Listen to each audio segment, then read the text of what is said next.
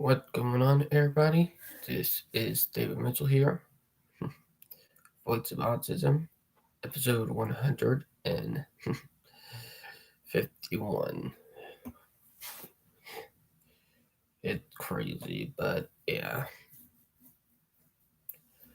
Now, you guys already know how the week was going from my video blogs. So, yeah, that, that sum up of what the week was. If you guys want to know what go on, to go back to my video blog from day 4 yesterday or my birthday blog to know what been going on this week. So yeah, but it been a little bit of a crazy, wacky, good week, and a little bit of a rough week if you guys know what I mean. But yeah, there we go. But yeah, it's been crazy. Now, I do got a lot to talk about, and yes, I am dressed for work today because I worked around 10. But it's a reason why I'm doing the video blog early. So yeah, because it's 10 o'clock in the morning that I gotta be at work. So yeah. Now, Virgin, I want to say, and it was from last weekend live stream, not the birthday live stream, but last weekend one, where we'll talk about what happened to that autistic guy. I'll admit, what happened to him was wrong. And with people doing that, cops and judges, I looked it up, turned out what they did to him was actually illegal. They can get fired and arrested for it. So, what the judge and the cops did to that autistic boy was awful, and it was wrong. And it's kind of disgusting on what they did. So, yeah. And I don't know how people like that keep getting away with doing that to autistic people, but it's it wrong. But yeah. Now, I have to say, I would done a full investigating of the cop and the judge for doing that. It's it wrong. And I hope they pay for it. Like get fired and get charged because they do deserve that. But yeah, I just don't want to go on with that one anymore. But let's get to what be going on, and also what get to some of the ideals that me and my fiance Phil talking about for a tiny house. And yes, the link to my fiance YouTube channel down below for any of you guys who want to go to my fiance YouTube channel. Okay, here's something that me and my fiance Phil talking about for the tiny house ideal. Me and her were talking about like after we do get the tiny house, like having an add-on for like a singing and a hobby room where we could do our hobbies and stuff. Me and her were talking about that. That was one of our ideals. And also the pump house. Me and her were talking about like working on it and putting a floor in there because it technically dirt. And he has dirt pipe, and we got to be careful when we're working on it. So we're going to have to know where pipes are and get it worked on once we do, and work on modernizing and upgrading the pump house because we pump water out of the ground because we got a well over there. So what we're going to do is work on it and make sure it work properly, and add some storage space where we can store some of our stuff in, and make sure everything is clean and tidy. Make sure airtight from spiders and snake and stuff from getting inside. So we'll be working on that too. So yeah, but that all I have right now for some of the ideals that me and my fiance talk about. I'll talk on some more ideals later on in another video when me and my fiance talk more about it. But yeah, and also we're still waiting on them to move that house.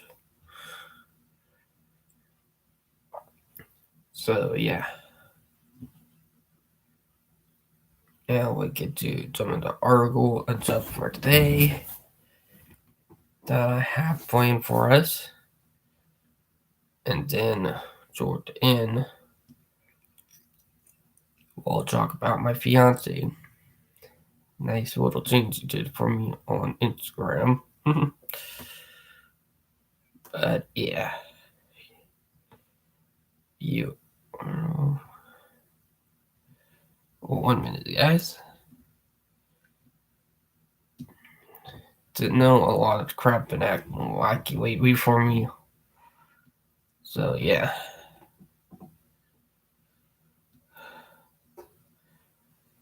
Hmm. Okay, here it's up in. Let me pull it up. Go on, take a minute. Oh,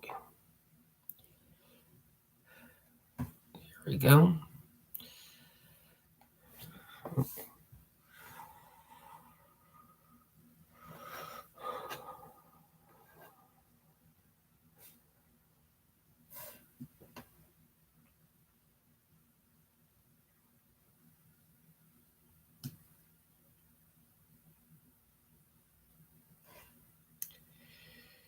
Copy. When parents say, "I hate autism," their words affect autistic lives. By Barbara Heron on June 3, 2020. Whoever invented the sticks and stones parable was a liar. Words hurt, especially from parents who talk about autism like a burden. Mm-hmm. Words can lead to physical hurt. So, choose your words wisely. Autistic lives depend on it. CN, physical and psychological abuse, discrimination, mention of filicide. Traumatic childhood memories. When I was 7 or 8, my mother played with me by catching me between her knees and tickling me. I don't remember how long the game lasted, but I recall pleading and crying, asking her to stop, my body throbbing with terror. To this day, I cannot think of these memories without reliving that anguish. I would bite my mother. Desperate for safety from her assaults, I would bite her. And, in response, she beat me to a pulp. No one questioned whether my mother's reaction was justified. It was clearly more than justified. It was her right and duty to teach M. Oh, 1 minute. Article. Oops, sorry about that, guys. The article acting up.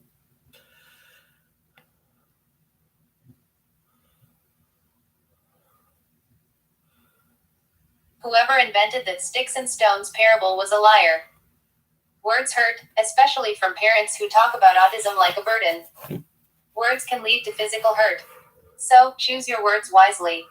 Autistic lives depend on it. Mm-hmm. CN, physical and psychological abuse, discrimination, mention of filicide. Traumatic childhood memories. When I was 7 or 8, my mother played with me by catching me between her knees and tickling me. I don't remember how long the game lasted, but I recall pleading and crying, asking her to stop, my body throbbing with terror. To this day, I cannot think of these memories without reliving that anguish. I would bite my mother. Desperate for safety from her assaults, I would bite her. And, in response, she beat me to a pulp. No one questioned whether my mother's reaction was justified. It was clearly more than justified. It was her right and duty to teach me. No one ever considered that I was defending myself against real pain, that before biting, I had tried to communicate in an appropriate way, but I wasn't heard. I learned three things that day. I was alone, I could trust no one, and I needed to prevent anyone from thinking it was ever okay to play with me again. That was the day my heart broke. The past repeats itself. Yesterday, I posted the new My Atypical Brain event, the day of mourning for autistic filicide victims. Mm-hmm. And a mother wrote me this. Regarding filicide, I have a friend on Facebook who, in order to avoid her son biting her, took out his teeth. You don't know what anguish I had. I had him living in a very deplorable situation.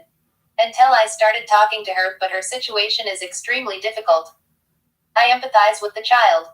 I write this with tears running down my face and my heart in a thousand pieces, again.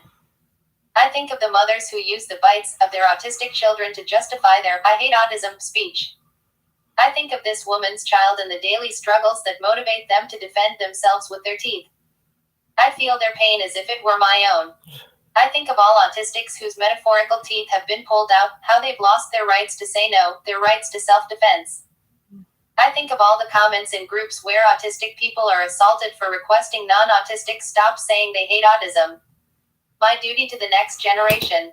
I don't mean to offend the parents, but the lives of hundreds of autistic people are in danger if I don't explain this to them. Every autistic death you see today is the dire consequence of every "I hate autism" you've ever spoken, heard, or neglected to call out. I'm sorry, but that's the truth. Words have consequences. When you promote or tolerate messages that frame autism as a threat and/or burden, you are not helping us at all. Mm-hmm. Not only are you failing to help, you are also contributing to society's negative attitudes towards autistic people, negative attitudes that hurt your child and may result in the death of an autistic person. Voicing such attitudes is cruel and unnecessary. Just as feminicide results from the maltreatment and micro-discrimination of male chauvinism, the killing of autistic people by their own caregivers results from the cruelty of misostomia, hatred of autism. Mm-hmm. Choose your words carefully. I request that you read carefully how some parents frame autism as a burden, as aggressive. Such perspectives are voiced daily in the groups. The difference is that some parents impart psychological violence and others impart physical violence. But parents mean well. This is the part where the mothers are offended and tell me I'm generalizing, that I cannot compare those who exercise psychological violence with those who murder.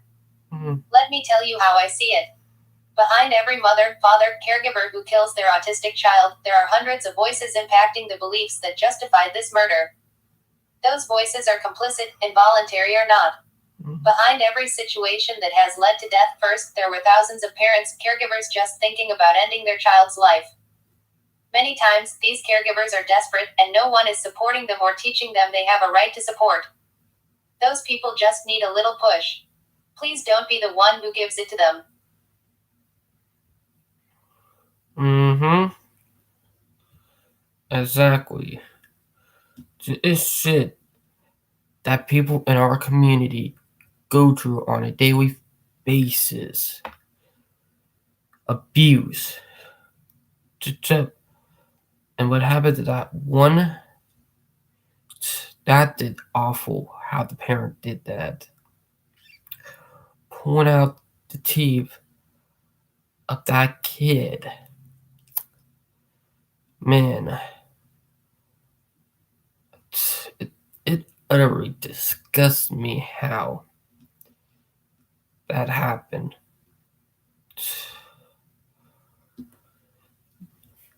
What I'm going to say. For parents who did that, they need to go into jail.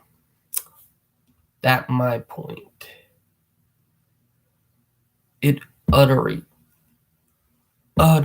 disgusting.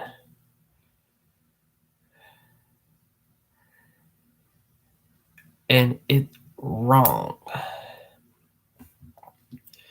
And those parents who make their child look justifiable, oh god, that's awful.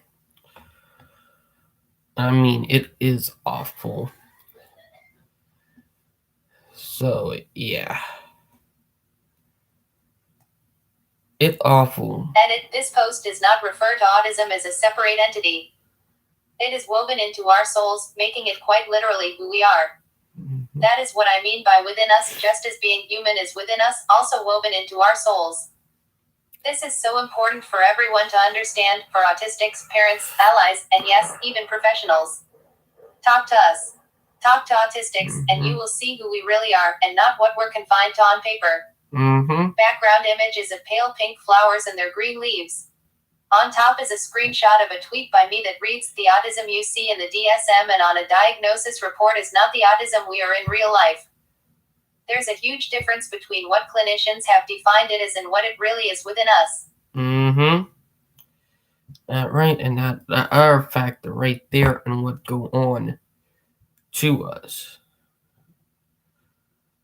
Because stuff like this does happen, and it's awful. And I mean, it is awful. So, yeah, it's up, and I do have to admit a factor in the fur article we just went through. And this shit does happen. And what I do is to get our voices out there and try to make it better for the next generation. The next generation deserve better. And they don't deserve the crap that happens. But yeah.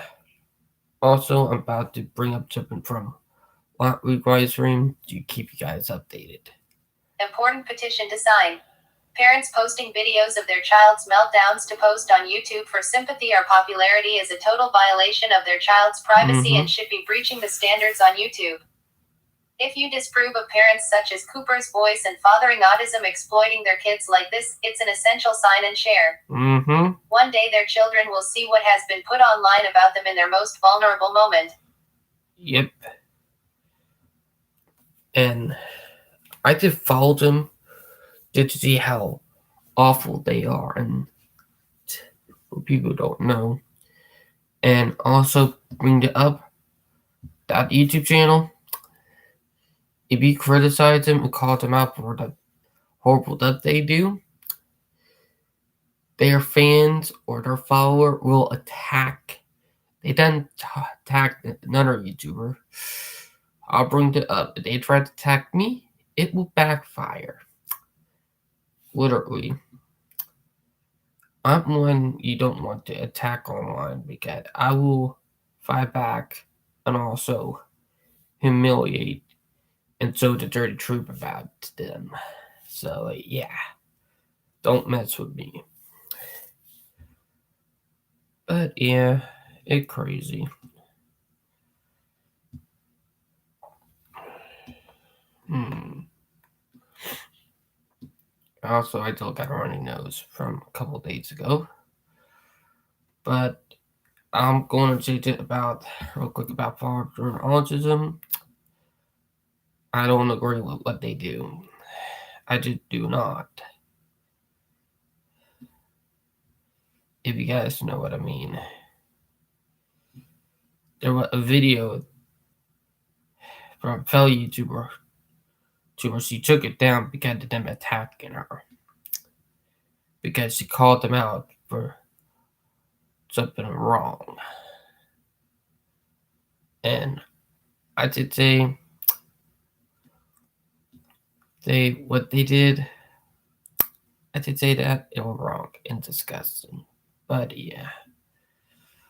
Karma will get them. And when they do, they're going to realize it. But yeah. Now we're getting toward the end of the live stream. And I get to my fiance up now. I'm proud to make a surprise that I was glad to have represented Philippines with pride even if I'm already from another land dancing to this wonderful hit called Jerusalema by Master Kilogram. The motivation behind here was after my favorite South African soapy 7 Delon casts did their dance to the song, the handful of fans like me are inspired to do such a dance on our own small ways and this was a major result. Diversity and unity through this dance was also a blessing to make everyone happy. Bebe danky my vriend band 7 Delon, my no beer die cans and vriendoig. Jug beer Jew. That was from a song my fiance was listening to. But yeah.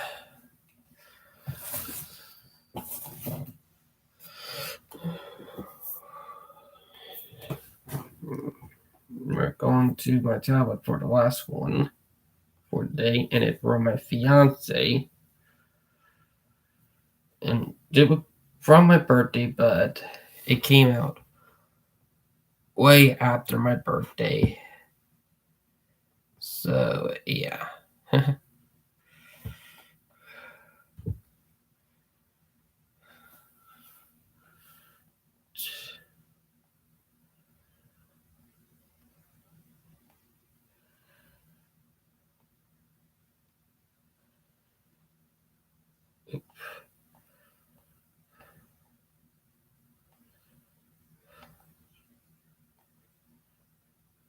One minute, guys.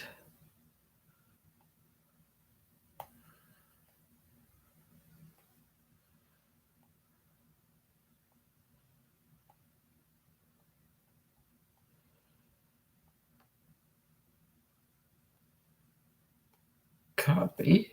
There we go. Now, tip from my fiance from Instagram from Belle. Did it for my birthday, but it came out 4 hours after the 25th. Came out on the 26th. So yeah, it was a little late, but it was sweet. Now let's so it. Valveria official. To my beloved and dearest love. Happy 22nd birthday, sweetie. You're 22 now and you have 2 hands and 2 eyes to discover your true north. You also have the chance to show your real God-given talents with confidence. On dealing with bullies and belittled thoughts on you, you've proved them wrong, and I admit that. You're silent but the strongest person I've ever seen shining. One of these days, you'll go far places, and you will have a brighter future ahead of you. Always remember that you've grown so much with elegance and class slowly but surely. You will always be the first respondent to my posts and videos since from the start. Glowing star. Not only that, you didn't only surprise me, but you also gave me the chance to discover who I am and what I was really born and meant to be. The greatest gift I could ever give now is the love that is always unusual but special. Have a quarantine happy birthday ahead. In return, I always have a heart for you. Ich lieb dich mean man. Kissing face with eyes open. Augustman number turning 22. That was from my lovely fiance, Valvaria. She did that post on Instagram, what I found sweet and what lovely. That I'll be on it about.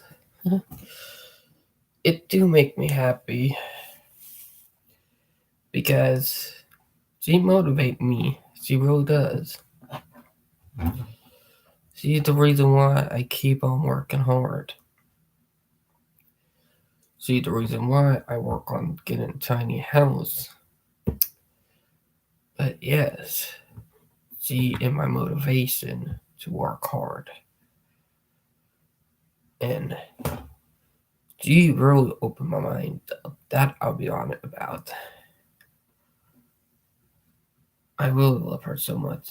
Well, if you want to, I love you so much, baby. I really do. But yeah.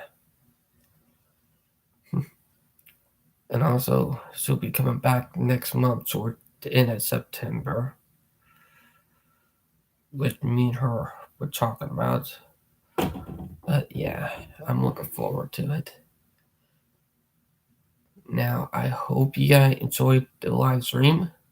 I hope everybody having a great weekend. I really do mean it. And I'll talk to you guys later. Signing out. Bye, guys.